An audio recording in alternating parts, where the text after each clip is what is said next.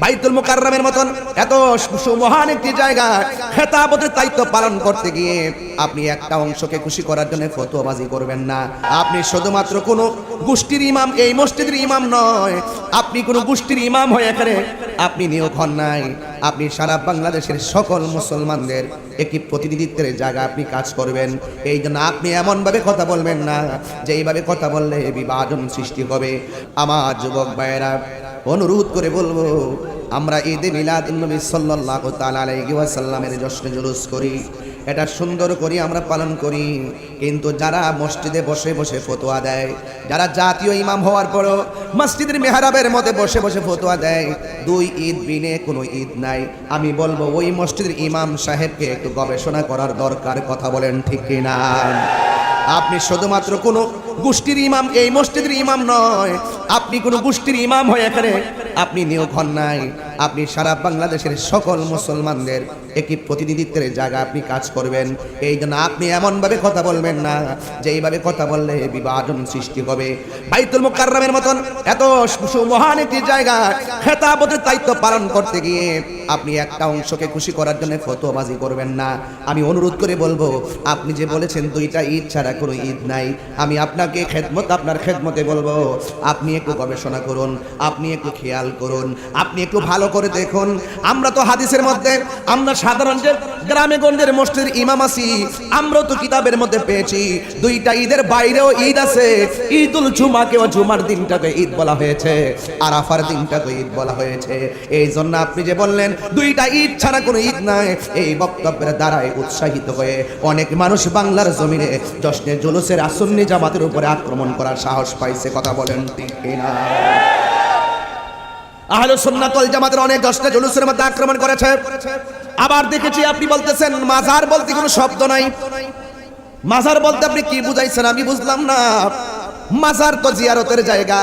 আল্লাহর ওলিরা যেই জায়গার মধ্যে শুয়ে আছে, এই জায়গাটাকে আমরা জিয়ারতের জন্য উপযুক্ত করে রেখে দিয়েছি। কারণ আল্লাহর ওলিরা যেই জায়গার মধ্যে থাকবে আমরা জিয়ারতের দৃষ্টি নন্দন করে রাখছি এই জন্য, কারণ সাধারণ বান্দার চাইতে আল্লাহর ওলি, আল্লাহর বন্ধুদের সম্মান কম না বেশি? আরো বড় করে বলুন, কম না বেশি? এই দেশে ইসলাম এনেছেন আল্লাহর ওলিগণ। আপনি ভালো করে জানেন, আপনি যে বাইতুল মুকাররমে দাঁড়িয়ে দাঁড়িয়ে খেতাবত দিচ্ছেন, এই বাইতুল মুকাররম হওয়ার আগে এই দেশের মধ্যে ইসলাম এনেছেন আল্লাহর ওলিগণ। আল্লাহর ওলিগণ এই বাংলাদেশে আইসা আগে খানকা করেছেন, এরপরে মসজিদ করেছেন। কেন জানেননি? কারণ মসজিদ করা এত সহজ ছিল না, অনেক কঠিন ছিল। আগে তারা খানকা সাজাইয়া ইসলামের দাওয়াত হিকমতের মাধ্যমে দিয়ে দিয়ে মানুষকে দিন বুঝাইছে। কারণ আল্লাহর ওলিরা ভালো করে জানতেন মানুষের সামনে দিন প্রেজেন্টেশন করতে গেলে দুইটা কোয়ালিটি অর্জন করতে হয়। আল্লাহ রাব্বুল আলামিন সেই কোয়ালিটি বলে দিয়েছেন, উদউ ইলা সাবিলি রাব্বিকা বিল হিকমাতি ওয়াল মাউইযাতিল হাসানা। আল্লাহ বলেন, ও বন্ধু, মানুষকে দিনের পথে ডাকবেন, হকের পথে ডাকবেন, হিকমতের মাধ্যমে ডাকতে হবে, সুন্দর ব্যবহারের মাধ্যমে ডাকতে হবে। এই জন্য আল্লাহর ওলিদের খানকা হওয়ার পরে মসজিদ হয়েছে। এই জন্য ইতিহাস ভালো করে পড়তে হবে। আপনার বক্তব্যের উপরে মানুষ উৎসাহিত হইয়া অনেক সময় অনেক মাজারের মধ্যে আক্রমণ করেছে। আমরা তো আশা করেছিলাম আপনি বাইতুল মুকাররমের জাতীয় মসজিদের মেহরাবে দাঁড়াইয়া সম্প্রীতির লক্ষ্যে বক্তব্য দিবেন। আমরা তো চেয়েছিলাম আপনি সকল ইসলাম প্রেমিক যারা রয়েছেন সবার মধ্যে ম্যানেজ করবেন, কিন্তু এত সুন্দর একটা জায়গায় আপনাকে দেওয়া হলো। কিন্তু আপনি যে বক্তব্য দিচ্ছেন লাগামহীন বক্তব্য, আপনাকে পরিত্যাগ করা লাগবে। এইভাবে যদি বক্তব্য দিতে থাকেন তাইলে এই দেশের মধ্যে একটা গৃহযুদ্ধ লাগার সম্ভাবনা আছে। কথা বলেন ঠিক কিনা? আরো বড় করে বলুন, ঠিক কিনা বলুন? এই জন্য কেন বলছে এই দেশে 75% তরিকাপন্থী সুন্নি মুসলমান। কথা বলেন ঠিক কিনা? আজকে হয়তো আমরা রাতের অন্ধকারে হঠাৎ করে কেউ এসে মাজার ভাঙতেছে, আমরা হয়তো টের পাই না, দেখি না, বুঝি না। কিন্তু এমন একটা সময় আসবে, সেই দিন বেশি দূরে নয়, আহলুস সুন্নাত ওয়াল জামাত মাজারকে সুরক্ষা করার জন্য ইনশাআল্লাহ এই বাংলার জমিনে প্রতিরোধ কমিটি গঠন করা হবে।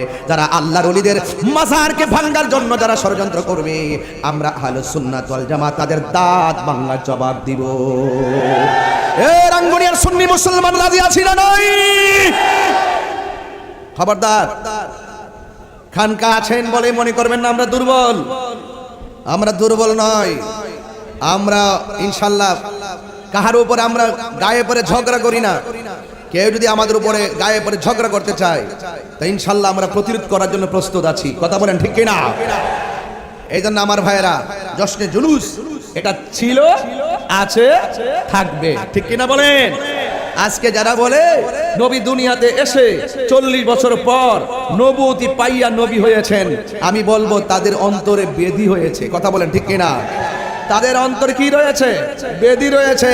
তাদেরকে সিল মেরে দেওয়া হয়েছে। এরা জাহেলে মুরাক্কাব, নায়েবে শয়তান। আহলুস সুন্নাত ওয়াল জামাতের আকীদা হলো আমার নবী দুনিয়াতে আসার আগেই নবী ছিলেন। সন্দেহ আছে? আমার নবী দুনিয়াতে আসার আগেও নবী ছিল কি ছিল না? মা আমানের মাঝে যখন ছিল তখন নবী ছিল কিনা? মা আমানের মাঝ থেকে যখন প্রকাশিত হলো তখন নবী ছিল কিনা? 40 বছর পূর্বে নবুয়তি পাওয়ার আগে আমার নবী নবী হিসাবে ছিল কি ছিল না? তো আজকে যারা নবীকে নবী হিসাবে মানতে চায় না, যারা 40 বছর আগে নাকি নবী ছিল না বলে, এরা লেবাসে মুসলমান, হাকিকতে বেঈমান। কথা বলেন ঠিক কিনা? এদের সাথে আহলুস সুন্নাত ওয়াল জামাতের কোনো সম্পর্ক আছে? সম্পর্ক নাই। আল্লাহ রাব্বুল আলামিন কোরআনুল কারীমের মধ্যে সুন্দর করে বলে দিয়েছেন, নিয়ামত পেলে আনন্দ করো, অনুগ্রহ পেলে আনন্দ করো। আপনারা জবান খুলে বলুন, আমার নবী যে রহমত, তাতে কোনো সন্দেহ আছে? আরো বড় করে সন্দেহ আছে?